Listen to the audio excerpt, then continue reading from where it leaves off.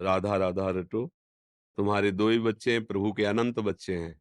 सब जीव जंतु पशु पक्षी सबका कोई कोई 40-40 किलो मांस एक बार आहार करता है। भगवान का वो भी बच्चा भूखा नहीं रहता।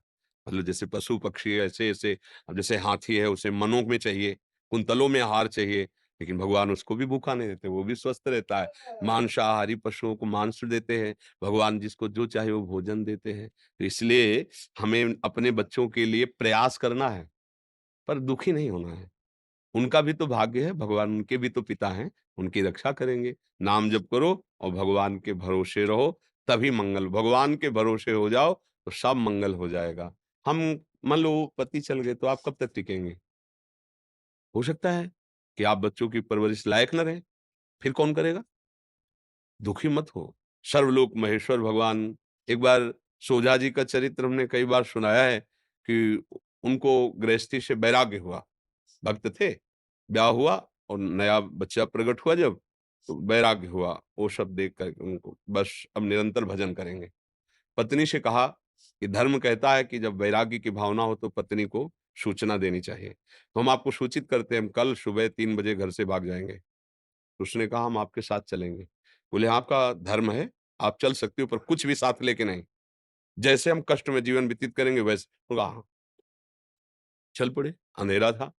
वो पीछे-पीछे थोड़ा कदम, तो उन्होंने कहा कुछ लिए हो क्या पीछे? तो उनका पुत्र को ले कहा था कुछ नहीं, पुत्र को क्यों लेके आई? नवजात बालक को गोद में। उनका अब इसको कहाँ छोड़ें? तो बहुत से कीड़े-मकोड़े थे, बोले इनका भरण-पोषण तुम कर रहे हो? तो भगवान कर रहा है। अगर हमारी आज्ञा मानते हो तो यहीं छोड़ दो, नहीं वापस लौट जाओ।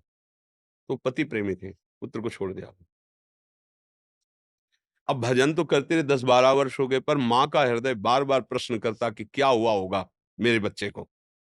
सुजा जी ने देखा कि इनकी मना स्थिति जो है, तो उनका चलो एक बार गाँव चलते हैं। तो अपनी जन्मभूमि के दूर रुके। गाँव के लोग आए तो बाल बढ़ गए थे, सहसा नहीं पहचान पाए। तो उन्होंने कहा कि तुम्हारे गाँव में एक सोझा जी रहते थे और जब वैराग्य से घर से निकले तो उनकी पत्नी पुत्र लेके निकली थी। तुम्हें पता है उस पुत्र का क्या हुआ? उनका हाँ, हाँ। जेई ही सोझा जी गए तो सोझा जी के मित्र थे राजा। उन्होंने अपने सैनिकों से खोज करवाई। तो जब खोज कराई तो पुत्र मिल गया। तो उन्होंने कहा उनका नवजात शिशु है, तो बोले वो वैराग्य में इनको भी छोड़ के चले गए। अब हमारे तो पुत्र है नहीं, तो सोजा जी का पुत्र हम अपना पुत्र मान लेते। बोले वो युवराज है, 12 वर्ष का है युवराज। बोले अच्छा तो मान। पत्नी इसका समझे?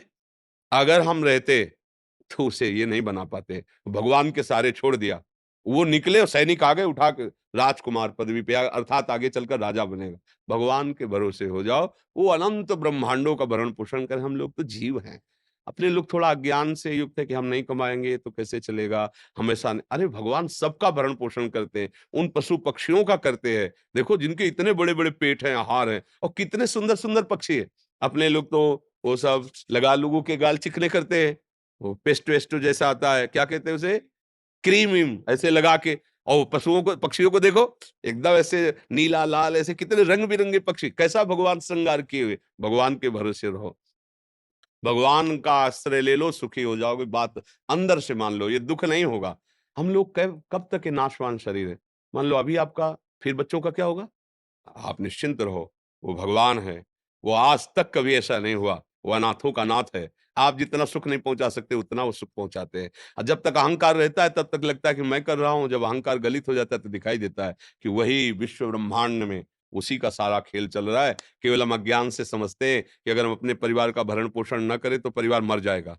लेकिन जब वो मर जाता है, तो अच्छे से परिवार का भरण-पोषण होता है, थोड़े दिन शोक रहता है, फिर वैसे ही सब।